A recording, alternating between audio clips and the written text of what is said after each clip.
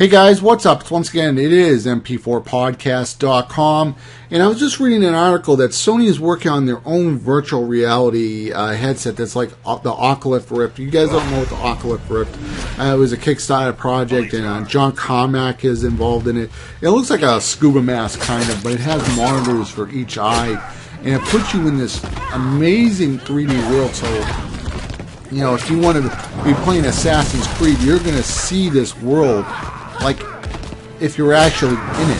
The only downside to it's not really a fault of these headsets. It's just that your body will still be sitting down on a chair playing it on the keyboard or so on. So, but it is a step in the right direction, trying to get this this holodeck feel from Star Trek. But there are some other technologies that other companies are working on, and I did see, I can't remember where I saw it, but it was, let's say like the Kinect. It's not the Microsoft Kinect, but I mean maybe somebody was working with the original Kinect or something like that, or some university. So let's say you're playing volleyball or something, you have to hit a ball with your hand. And right now with the Kinect, when you hit the ball, you're not hitting anything. There's nothing in the air. Where it had this little air gun, and it would be tracking your hand. So when you went to go hit it, this air gun would shoot a small burst of concentrated air. So when your hand hit it, you would feel this little burst of air. So it would feel like you were actually whacking something. So these are some of the technologies that they're trying to work on that do feel to be really interesting in the near future. Now Sony is working on their own Oculus. I don't know why they're not going with the regular Oculus, because it kind of seems if Sony Oculus doesn't take off initially, because it probably will be somewhat pricey. If it fails, it fails. Okay, but if they go with the regular Oculus, the one that the regular guys whoever are making it on Kickstarter, then every company could be like, okay, you want to give us support for the Oculus? They can just put it in there, and you just buy it. So even if they only sell like a small amount, every company could just be like be supporting it. And since it is a smaller company, they could probably be making it for a very long time. I mean, they could get PC gamers buying it, Xbox One guys buying it, the Wii U guys buying it, and so on, or even Mac gamers. But if the Sony one, if it doesn't do good, Sony could possibly just can it, and then there won't be any support for the PlayStation 4 with their version of the Oculus. What I would like to see is, if Sony, could maybe say, okay, we're going to make our own version of the Oculus, and we're going to bring on our own support for ours, but we'll let the other Oculus, the one that's called the Oculus, work on the PlayStation 4, but when it comes to support, we're going to support our own version.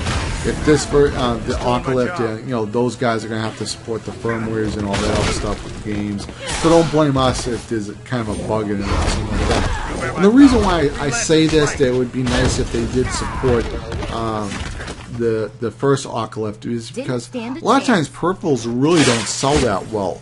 I mean, if you go back to the beginning of consoles, and I know forget about Rob the Robot. That thing was a little stupid to come out with that. I don't even think it really even did anything. I think there was like 1 or 2 games that supported Rob the Robot. But when you look at the Sega Genesis gun, it didn't come with the Sega Genesis. It didn't do that well, right? The Super Scope that came with the Super Nintendo, it didn't do that well. And I remember this Octagon or whatever it was for the Sega Genesis, where you could pretend like you're punching and kicking. You could play Street Fighter or Eternal Champions or whatever. That thing didn't sell well. They had the thing where you put them in the back of your chair and you can feel the vibration. Those things never really took off that well. The motion controls for the PS3, those things didn't sell that well. The Kinect, it sold well when it first came out, but after that it kind of died off. So I want the Sony Oculus to do well. I hope it comes out at an affordable price.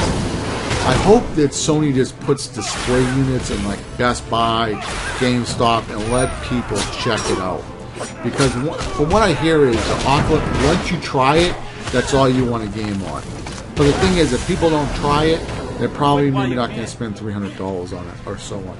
Maybe the internet can change things with people writing articles or talking about things on YouTube and convince people, hey, you need to get this. But I'm not really quite sold on that. But anyway, I'll be leaving the link in the description box. Take a look at it.